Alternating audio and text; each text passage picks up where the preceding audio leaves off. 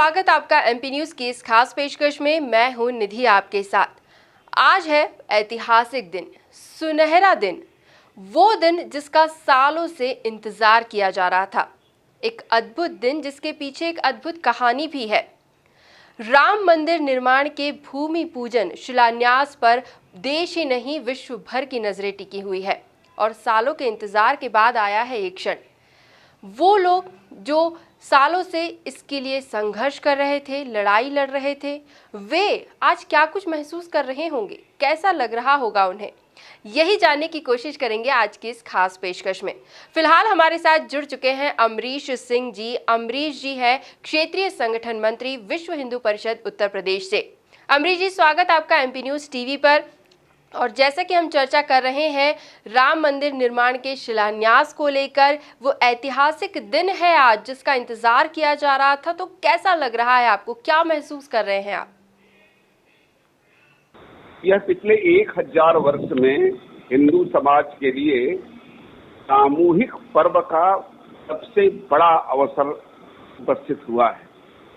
491 वर्ष के लंबे संघर्ष के बाद और 1984 में 7 अक्टूबर से श्री राम जन्मभूमि आंदोलन की 77वीं लड़ाई जो आरंभ हुई, उसमें एक लंबे लोकतांत्रिक संघर्ष के बाद यह सफलता हिंदू समाज को मिली है। यह किसी की जय और किसी की पराजय नहीं है।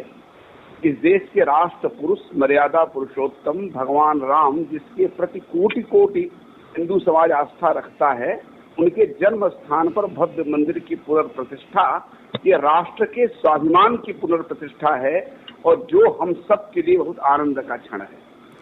जी अमरीश जी, बिल्कुल। और जैसे कि आज शिलान्यास का दिन है, ये जीत लंबे संघर्ष के बाद मिली है, एक लंबी लड़ाई लड़नी पड़ी है, हजारों लाखों लोगों का बलिदान दिया गया है इस लड़ाई में।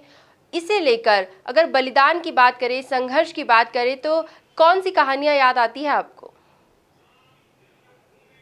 76 1528 में मंदिर टूटा था।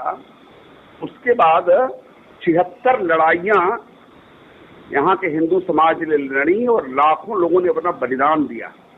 इस देश में विदेशियों का शासन था और हमारे आराध्य का मंदिर टूटा, लेकिन हमारे पास साधन कम थे, सुविधाएं कम थी, लेकिन हमारे पुरखों ने संघर्ष किया और 76 बार में जीतने के लिए नहीं, मरने के लिए लड़ाई लड़ी। और इतने लोगों के मरने के कारण आज की पीढ़ी को स्मरण रहा कि यह रामलला की जन्मभूमि है। और 7 अक्टूबर को इस देश में लोकतांत्रिक लड़ाई आरंभ हुई। 1984 में 3.5 लाख गांवों में शिला पूजन का कार्यक्रम हुआ, इस आस्था के साथ कि हमारे गांव की पूजित शिला ये रामलला के मंदिर में लगेगी। 1992 में भारतवर्ष के कोने कोने से आए हुए लोगों के एक कोप का शिकार वह ढांचा हुआ, जिसको यहाँ का समाज पराधीनता और कलंक का प्रतीक मानता था। वह ढांचा गिरा और रामलला टाट के मंदिर में 1992 के 6 दिसंबर से और प्रतीक्षा करते रहे। और बाद में इस देश की न्यायपालिका, जिसके प्रति यहाँ के समाज की अगाध श्रद्धा है, उसके द्वारा रामलला के निर्माण का मार्ग प्रशस्त हुआ और आज भगवान के भव्य भवन का और भूमि पूजन है। और इस देश के प्रधानमंत्री ने धर्मनिरपेक्षता के पाखंड पर चोट की, मतलब इस देश में प्रधानमंत्री के नाते, और उन्होंने इस भूमि पूजन को करके, और डॉक्टर राजेंद्र प्रसाद ने जिस तरह सोमनाथ के मंदिर का शिलान्यास किया, उद्घाटन, लोकार्पण किया था, उसकी स्मृति ताजा कर दी। इस देश में इस देश की परंपरा, मान्यता, मानबिंदु, जीवन मूल्यों के प्रति आस्था व्यक्त की, ये हमारे लिए बड़ा गौरव का क्षण है। जी अमरीश जी, बहुत बहुत धन्यवाद हमसे जुड़ने के लिए और ये किस्से कहानियाँ हमसे साझा करने के लिए। बहुत बहुत शुभकामनाएं आपको आज के दिन की। धन्यवाद। तो ये थे अमरीश सिंह जी। इसी तरह मुकेश जैन जी हैं, जो भी विश्व हिंदू परिषद से है, मालवा प्रांत के सेवा प्रमुख हैं। वे भी काफ़ी उत्साहित, काफ़ी खुशी से भरे नज़र आ रहे हैं। उनसे भी हम चर्चा कर ही रहे थे। मुकेश जी, स्वागत आपका एमपी न्यूज़ टीवी पर।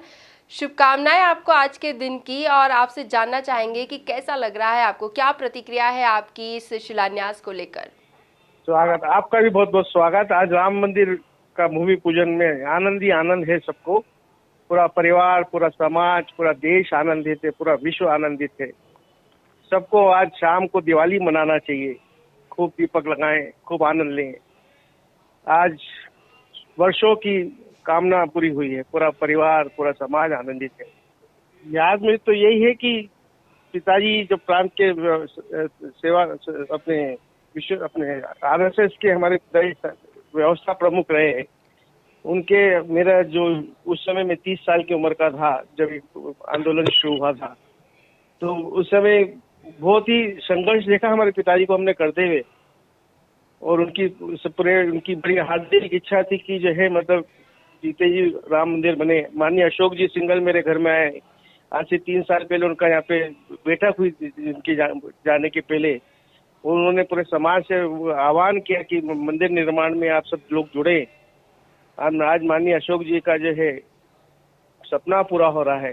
पूरे संपूर्ण समाज का बहुत बहुत संघर्ष करना पड़ा, समाज को बहुत संघर्ष करना पड़ा।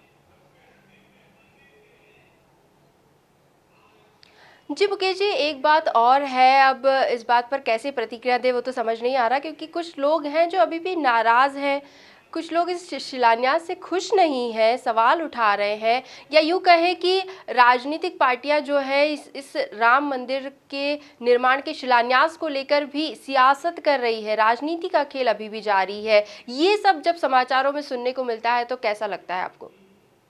देखिए, ये तो कभी भी नहीं सुधरेंगे, ये कभी नहीं सुधरेंगे। हिंदू विरोधी कभी नहीं सुधर पाएंगे। भगवान इनको सद्बुद्धि दे, यही हमारी कामना है सबकी।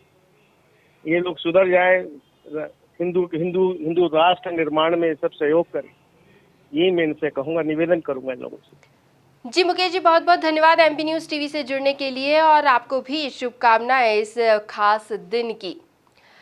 तो देखा आपने कि किस तरह से एक लंबी लड़ाई, एक लंबे संघर्ष के बाद ये दिन आ पाया है, और खुशी की बात है कि हम इस दिन के साक्षी हैं। आज की इस खास पेशकश में फिलहाल इतना ही। लगातार खबरों को जानने के लिए आप बने रहिए एमपी न्यूज़ टीवी के साथ और देखते रहिए एमपी न्यूज़। धन्यवाद।